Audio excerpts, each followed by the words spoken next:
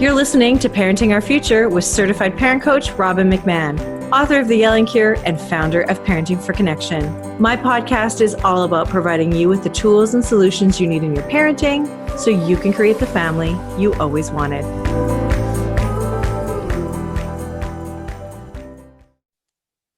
Hi parents, it's Robbin McManne here. Just before you dive into this episode, I want to invite you to join my new membership site for free. My site, which is at www.parent-toolbox.com, is the companion to my award-winning podcast where you will find game-changing tools and resources from me and from my expert guests who are among the top leaders in the parenting world.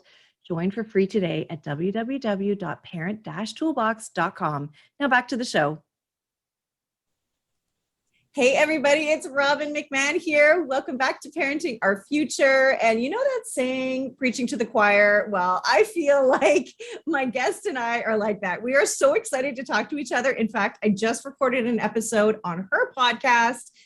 Before I get into all that detail, let me tell you who I have today. I have JoAnn Crohn. She's a parenting expert who helps moms feel confident in everything from raising empowered, self-sufficient kids to dropping the anxiety and guilt out of modern parenthood. She's an accomplished writer, author, podcast host of the No Guilt Mom podcast. She's also a speaker, appearing in national media, and the founder of the parenting site, NoGuiltMom.com. Welcome, JoAnn. I'm so happy to have you here. Thank you. I am excited to be here. Oh, it's so wonderful to talk to you. And we just had a blast on your podcast talking about just all things parenting, peaceful parenting, like why this thing is so hard to do, why we struggle so much. Right? Yes. And like my co-host Brie and I were talking, and we're like, oh my gosh, Robbin is so much fun. We just got to go and hang out and like have a social hour, do a Zoom social hour. I know, right? It's so fun. And that's the thing. Like what I love about it is that what I love about you and your co-host is that, look, parenting is sacred. It's so important to me. If we want to change the world, we want to start with our parenting, like no, like period, end of story. And I don't see anything wrong with having a little bit of fun too. Like it doesn't have to be that serious, right? Like let's have some fun. Right. Like I think the best way to deal with stress is to laugh. And if you can't, and parenting is super stressful. Yeah. So if you can't laugh about it, all that stress is just going to build up and then it's even harder to parent. Exactly. Then you're angry and blowing up and then you're caught in shame and, saying, okay, I won't do it again. And then you miss out on all the fun. Oh right? yeah. Yeah. But I totally agree with you that changing our parenting is really the way to change the world. Like I was a former teacher and sometimes I'm like, oh, I wish I could like go back in the classroom because the kids nowadays, like they need help with all of these skills that we're working on in parenting, all the social, emotional stuff. But if we reach out to parents and teach parents these, think like how many more kids will be affected. And I can't imagine, as a kid myself, having like my mom or my dad, come down to my level and say, hey, you look really upset right now. How come? How can I help you? It was like, get over it. And go. It was. Yeah. That was very much the 80s method of parenting. It was like, hey, like get over it. And I mean, this was never said to me, like the suck up and deal mentality. Like you need to control your emotions. And that also went over into the workplace. Like when we first entered the workplace as women or as people, you're like, suck it all up, like hold it all inside and don't let anyone see you sweat. And that's kind of our mentality. Absolutely. You're absolutely right. And in fact, it's sort of what I've been working on lately is to really work with companies to support their employees who have families, because the suck it up and just get over it at work is causing burnout. It's also reducing productivity. And we're looking at 43% of moms who are leaving the workforce because the work environment just is not conducive to support them. Right. And they have skills, like, let's be honest, as moms, we know what we're doing. Right. And we have these great soft skills as well that make us great leaders, and companies are losing out. So they are. and we get stuff done. Like, I mean, I left the workforce. I left teaching when my son was born, he's my second child, because I knew that when I had two, I couldn't manage my job as a teacher in the classroom while taking care of my kids at home, just because, kids, they need to be picked up from school at a certain time. Like they need that help with their homework. There isn't like always those after school activities. And then when COVID hit, like I can't imagine the teachers who are still at schools and having to deal with the daycare struggles and the keeping kids at home and then not having anyone to help out and then not having the social like support. So like, I can get so fired up about the workplace with women, because all women need is they need the flexibility. And oh my gosh, the amount of things that we could get done is unbelievable. Yeah, flexibility, and also to be transparent and say, hey, look, boss, I do have two kids. That is a big part of who I now am and a big part of my life now.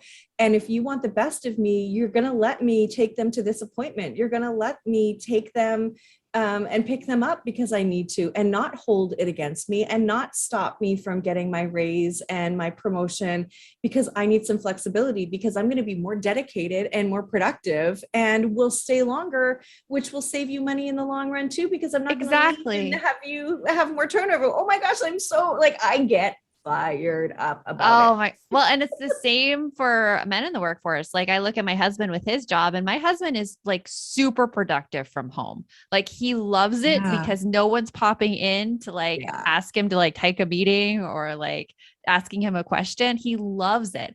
And yet his company is like, oh, people aren't productive working from home. You have to be in the office. You have to tell us where you are. And I'm like, when are we going to change this for families? Like when is it going to happen?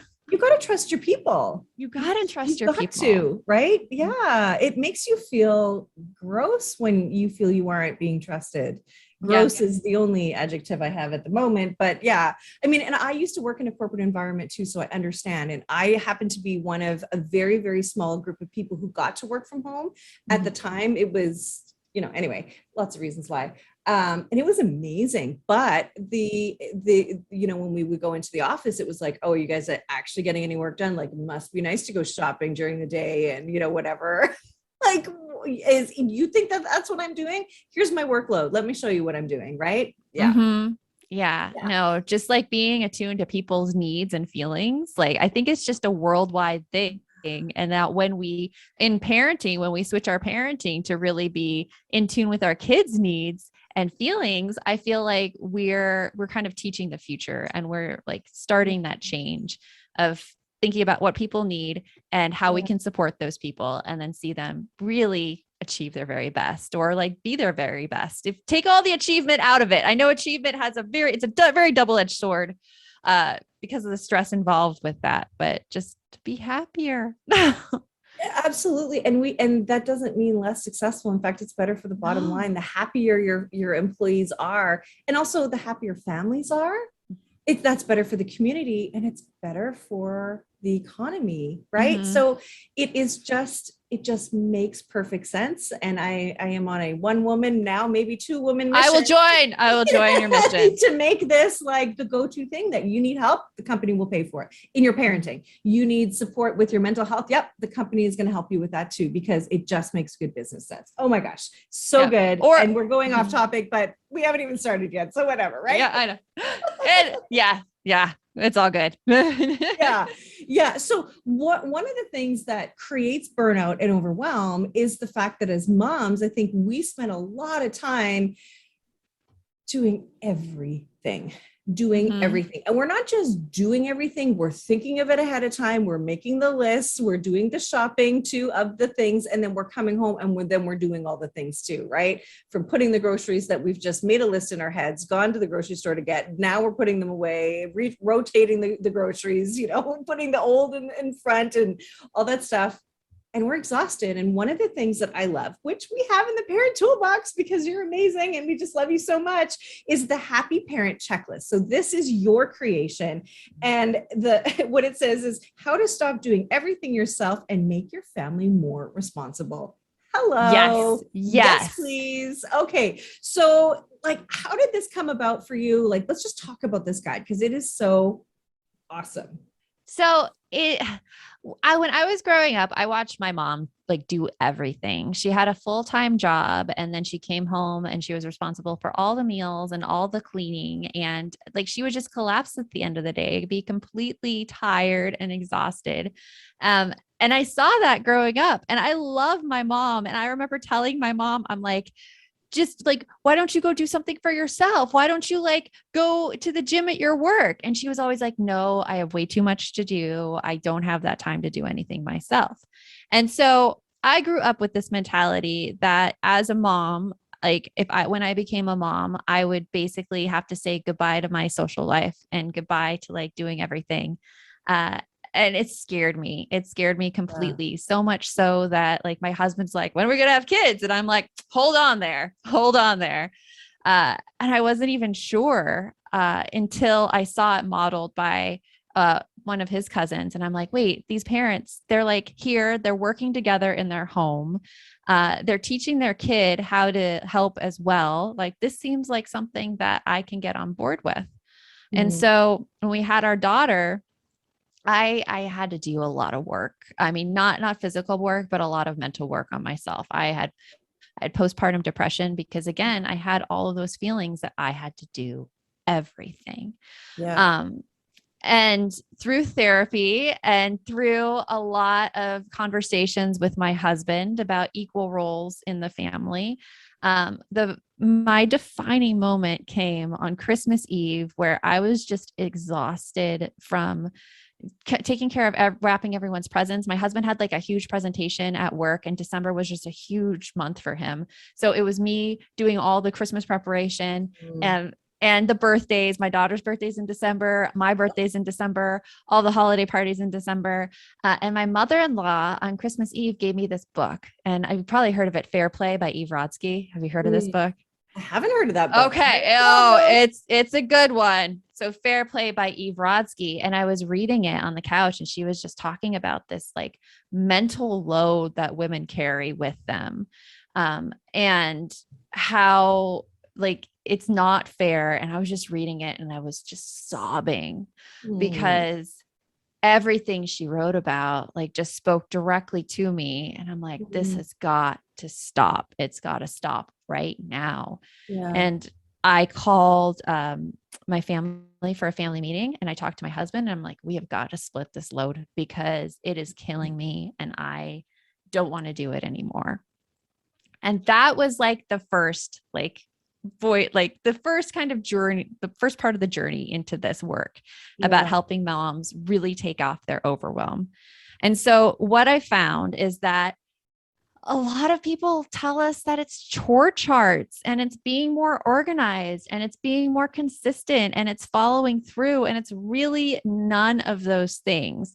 What matters the most is your relationship with your family and how you communicate your needs to them. And that's the big one. Yeah. And that's what a lot of us as women, like, and people, we were never taught how to do, how to communicate it in a way that, first of all, it doesn't make other people feel ashamed, which is a really, really hard thing to do when you're overwhelmed, because when you're overwhelmed, the whole world is on your shoulders and you just look at everyone. You're like, you are not pulling your part. You are making me do all this work. So it's incredibly difficult. So with the Happy Parent Checklist, the first one, it's an acronym for happy is an acronym, which I would love. I do but the love first an acronym. I love acronyms. They make it so easy. The first thing is to have your priorities, to know what do I like to do in my house? What do I need to do to take care of myself to be really happy as a person? And also, what's the most important thing in my family? Is it getting things done, or is it like having a really good relationship with my kids? And I always say it's having a good relationship with your kids. Yeah, it's not having a clean kitchen every night. It's playing with your kids, right? Yeah, it's just even talking with your kids or having your kids be able to open up to you without fear of like shame or that they're doing something wrong, or even just to have that relationship where you can share your feelings with your kids and they know what they can do to make it better for you. They know how to support you. And it comes from a really good relationship. And that's the H of the happy. The A of the happy is to appreciate your kids' concerns. And I think we went into this a lot when you came on our podcast, is just finding out, okay, like using these things called I notice statements. I notice that, the dishes have been left on the table after dinner. What's up? And figuring out the reasoning behind them, because a lot of times as a parent, we make assumptions of our kids' behavior. Oh, they're lazy. Oh, they're inconsiderate. Oh, they think we're going to pick up after them. When really those are judgments. It's their judgments, and that's not it at all. Like, as an example, we had a hard time getting our kids to remember to unload the dishwasher. As I think a lot of parents, because like with dishes is a chore, it's like, okay, when are you going to do the dishes? When are you going to do the dishes? And when I asked my son this question, his problem, it wasn't that he's lazy. It wasn't that like he didn't want to do the dishes, but I mean, who really wants to do dishes? Like no one. It was that he just forgot, like he couldn't remember to do it on time. And so when you appreciate your kids' concerns and you ask those questions, you then could define the actual issue instead of operating off your assumptions. Yeah. And then you put him down, you yell at him, you tell him all the ways he's doing it wrong. Right. And then you're that like, doesn't solve it. I didn't even realize, oh, you mean you just forgot? Oh, sorry. You just forgot. Yeah. And so then it becomes a totally different conversation. It's not like, oh, you're so lazy. It's okay, well, what are some strategies that we can use or you're willing to try to help you remember? Because we all forget as adults. And what are some strategies we use to remember? Exactly. So, problem solve instead of punish. And also in that conversation, we went to the first P of happy, which is process your own concerns, because I had to really figure out why I wanted the dishes unloaded at a certain time, because I'm like, is this my thing? Like, is this an arbitrary thing, or how does it affect me? And what I found is that it's annoying when I'm cooking dinner and I look in the cabinet and there's no dishes there because they haven't been unloaded, and I have to close the cabinet and I walk over to the dishwasher. I have to hunt through the dishwasher for that dish, take it out. It just gets on my nerves personally. Yeah. And so explaining that to your kids and the reasoning behind it so that they could see, oh, okay, my behavior is affecting somebody else. Right. Is so important. Right. So important. So that the P is process. And then the next P is problem solve.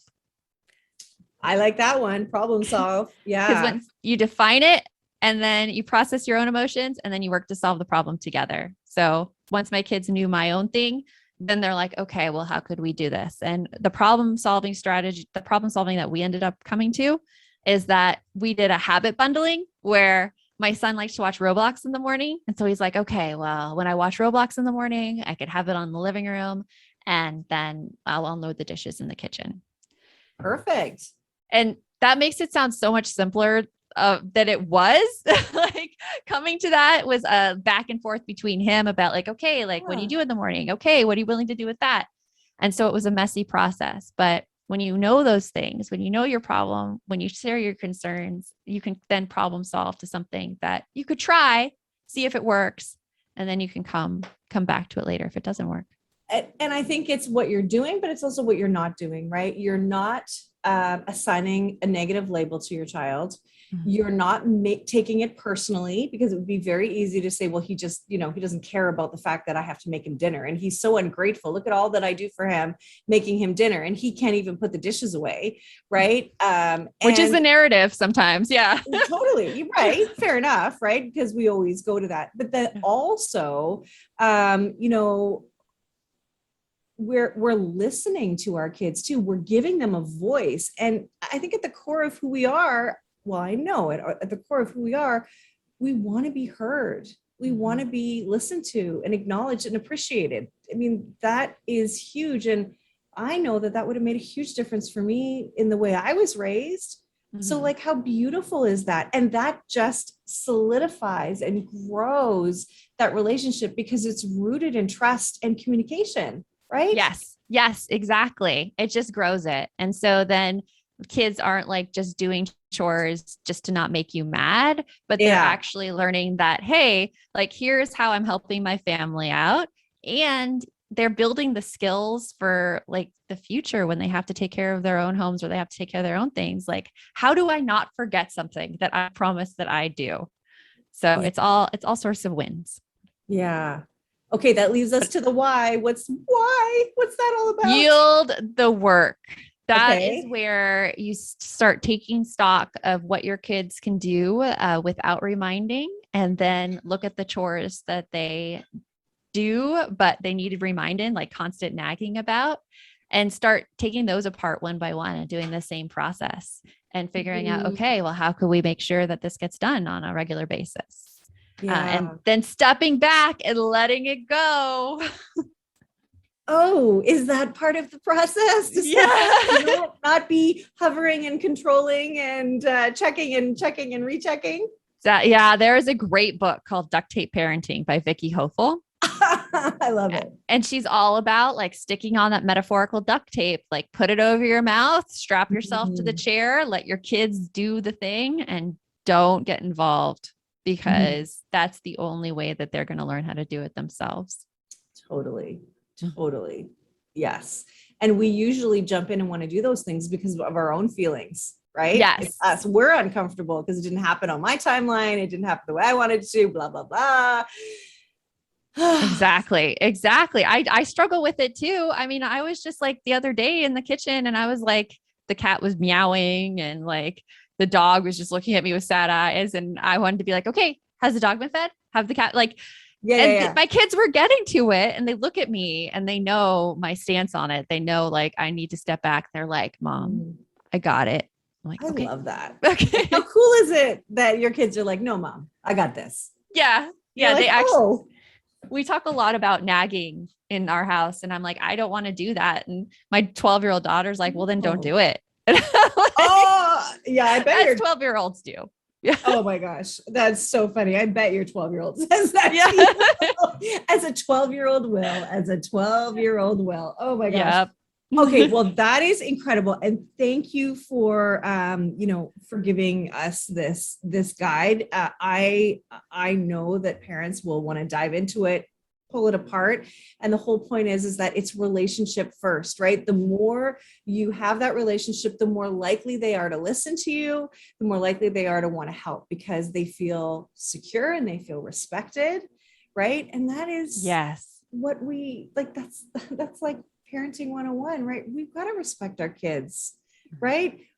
And not, and like you said, like they're not doing things because they're afraid of us getting mad, which is really ruling by fear, by parenting through fear. And we don't want to do that because then what do you have left, when your kids are old enough? I know a lot of moms have said like, well, my kids don't do anything unless I totally lose it and like yell at them. And so they think it's the only way, and it's not the only way. And that probably does work to get things done, but it doesn't work for a long-term relationship. Yeah. And there are other ways to approach the situation that we just haven't been taught. I mean, there's no shame to moms out there who are yelling. It's just like, you're doing the best you can with what you know. Absolutely. And I echo that a bazillion times. It's not your fault. You just don't know. And how should you know? Gosh, I say this too much. Everybody who's listening, I know you've heard me say it before, but like like how long did you study to become a teacher? How long did your husband study for his job? Oh, but here's humans. We'll give you those for free and clear with no instructions. And we always say that about the baby, like, oh, no instructions. Ha ha ha. But for the rest of their life, and by the way, we don't just want to have them until they're 18. We want to have a relationship with them forever, for as long as possible. I know I do. I don't want to just like kick you out and never see you again. I want to travel with my kids. I want to, go for dinners with my kids, have them here, go there, love their spouses, love their kids. Like I want it all, Yes, exactly. We just interviewed Ned Johnson and Dr. William Stixrud, the writers of the book Self-Driven Child, and they just have a new one coming out that just came out. But one thing they said was like stuck with me. It's like the time your relationship with your kids as an adult will be longer than your relationship with your kids when they're kids. Oh, I love it. I love it. Mhm. Of course. Yes. Yeah. So it's like always keeping that in mind. Like, what kind of relationship do you want with them when they're adults and when they can choose if they hang around you? Like, you want them around you. And how many adults do you know now who have no relationship with their parents? Yeah. And I guarantee you that parent never dreamed when that baby was in her tummy that they would grow up to have no relationship with that baby. Like, that is heartbreaking. Yeah. None of us want that ever. None of us No. want that. So No. okay, I'm going to make a really awkward transition because I want to just talk about your book. So you have a really cool book that I think we, talk about things that we don't actually teach, right? Is really, we don't teach some of these skills like, well, how to really be social. I don't even think we know it enough to know how to do it ourselves. And so your book was released in July of this year. Yes. And it's called Me and My Friendships, a kid's guide to making and being friends. Okay, so tell me about this book. I want to know all about it. Yeah. So this is a book. It's written for ages 6 to 9, but I know that older kids have enjoyed it as well. And it's all about those social skills that, well, I wish I would have known when I was a kid. I was a very awkward child, especially in middle school. And then going into high school and going into college, like I felt so shy. I didn't know like how to make people quote unquote like me. Like that was my concern. I just wanted to be liked, which I think everybody does want to be liked. Yeah. And you see other people and they have like such an easy time with it. You're like, what is wrong with me? So I wanted to write this book for kids to like show them like there's nothing wrong with you. There are just certain social skills that you can practice and you can get better at, and it makes it easier to make and to be a good friend. And so that is like my passion behind the book. It's like written to my kids. I was like writing a lot of my son's things that he told me about school. They're used as situations in the book about like, hypothetical things that happen between kids, but just to show kids that it's okay. Like you can practice these. No one is perfect at them. And here's exactly what you can do. I love it. Can you give me an example of one of the tips for kids where they get things wrong? So like one thing that I struggled with as a kid was making eye contact. I didn't want to make eye contact with people. I felt it was I felt looking back, very vulnerable and a fear of like really being rejected. And eye contact is one of those things that makes you appear assertive, makes you appear strong. Like it shows that you're interested in the other person, especially when like they're talking and you're looking at them instead of like looking off in the distance or looking down at your hands. And so I teach kids about, okay, like eye contact is good because people know you're listening. They know you care about them. And if you feel uncomfortable making eye contact, you can look right in the space between people's eyes because they can't tell the difference. So eye contact is a big one. And then the whole thing that you need to be the most interesting person in the world to make people like you is just completely false. It's completely false. You don't have to go into situations worrying what to say or what to do. Really, all people want is a good listener. They want to know that they're being listened to and that like you're there and you're paying attention to them. And so I teach them the listening skills about how to be a good listener, how to like reflective listening and repeating what they say and those things, because that could really make a difference in a friendship when friends feel heard. Yeah. Oh, that's really beautiful. My goodness. And what's really going to help is when you listen to your kids, which shows them how to listen to their friends. And, listening is so big. Like we got to listen more and talk less. Yes. In general. A friend of mine says that her husband always tells her, like, you have 2 ears and 1 mouth, use them accordingly.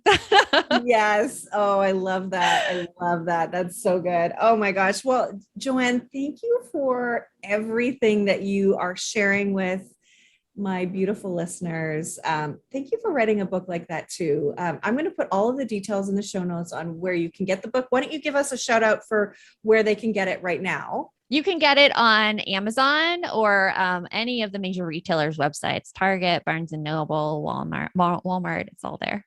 Okay. And everything about you is at noguiltmom.com. NoGuiltMom.com. And you can find me on Instagram at NoGuiltMom. Really, it's NoGuiltMom everywhere. So that's how you can find me. We're now going to be Instagram friends because yes. I just think you're the coolest. So it's mutual. I love it so much. All right, Joanne, thank you for your time today. And thank you for helping to take some of the weight off of us as moms, because we need it. Nobody needs a burnt out mom, because then that's really bad. Yes. No, so it's in everybody's best interest to support us, and dads too. Look, this is not just about moms. It's dads too, just the family, right? And it's really just about us supporting each other too, and supporting our own need, like recognizing that our own needs are valid, and how can we make sure we get those met, as well as teaching others to respect our boundaries as well.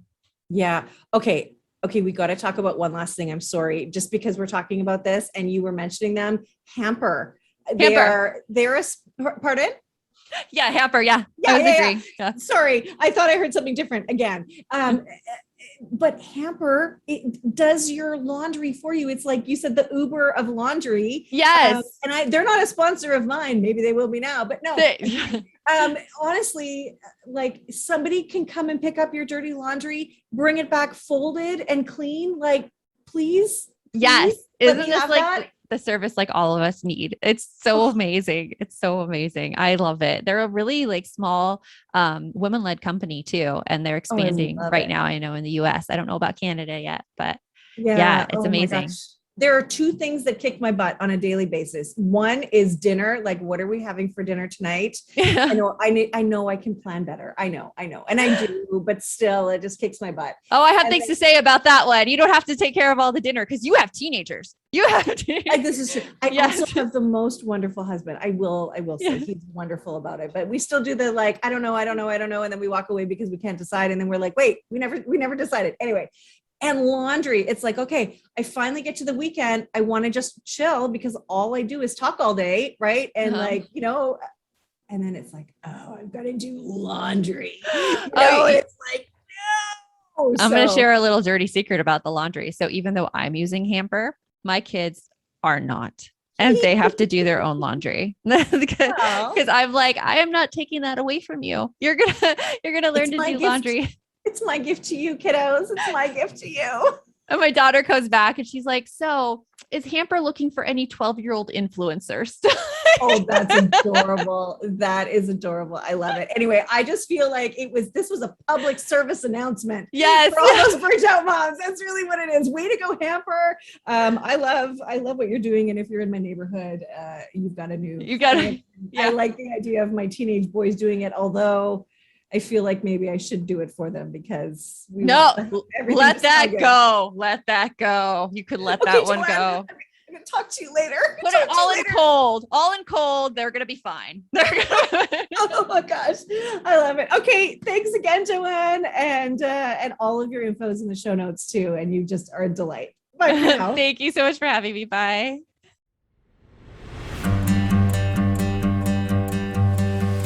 Thank you for listening to this edition of my podcast, Parenting Our Future. I'm parent coach Robbin McManne, and if you're enjoying this podcast, please share it with someone who you think might also need to hear this message. And don't forget to subscribe, and if you like my work, I would be grateful if you gave me a 5-star rating.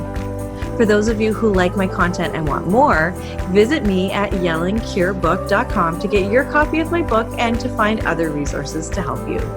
Until next time, I am wishing you and your family peace and